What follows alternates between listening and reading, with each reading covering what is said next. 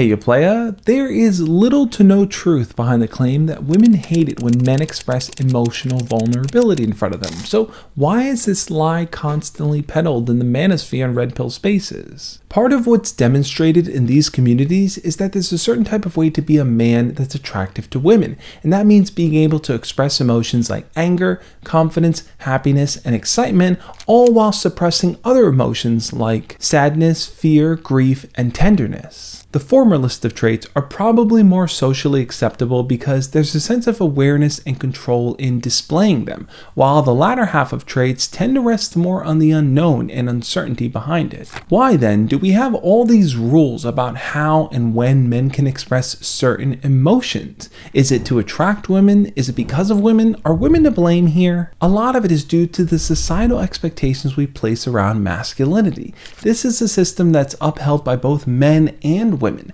We've held it for generations now because it gives us a sense of norm to follow. Men do this, men act this way, and because of that, it allows us to put our human brain at ease. There's also a huge fear around being vulnerable. In our society, we've pressured men to feel like they need to always be stoic, to be cool, calm, and collected, and to always have it figured out. So when you don't, when you're unsure of yourself, when you're seeking help, or you're just scared, you're afraid to share those feelings because you think people are going to judge you. Another missing piece to the puzzle is the lack of emotionally expressive role models for men. Our heroes never give up. They never surrender. They never back down in the face of a challenge. And because of that, we feel we need to rise to the occasion. We need to also operate at that level, which sometimes can be beyond human. And while these are problems that men are facing, some women who are more traditional and conservative uphold these taboos as well.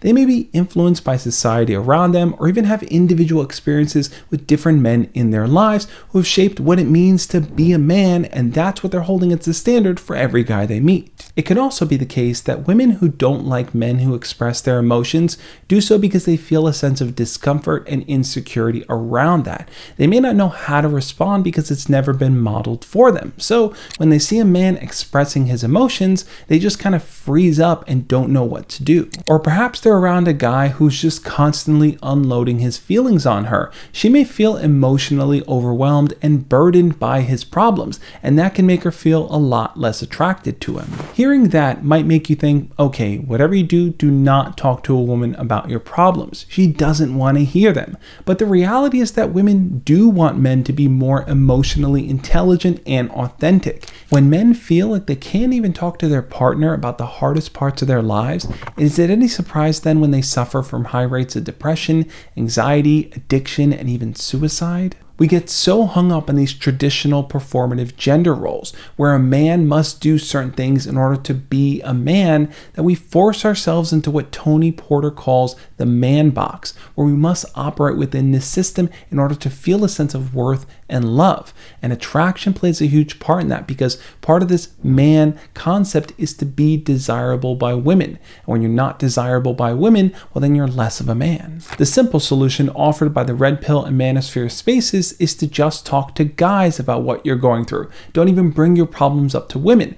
Men are the ones who are going to understand what you're going through. Men are not going to judge you for it. They're not going to stigmatize you or emasculate you in the process like a woman would. But I do think there are some issues with this approach. That's why I would propose creating a diverse network of people you could share things with, including both men and women. This will give you a more well-rounded perspective from both sides. It'll allow you to kind of destigmatize this idea of not sharing things with women, and it'll help build your interpersonal relationships with other women, including your own potential partner. Because the only way you're ever going to make your relationship work is when you are there for your partner emotionally and they are there for you. If the two of you are excluding each other from that part of your lives, you're never really going to be able to work through challenges, to blossom together, to align on your values and goals.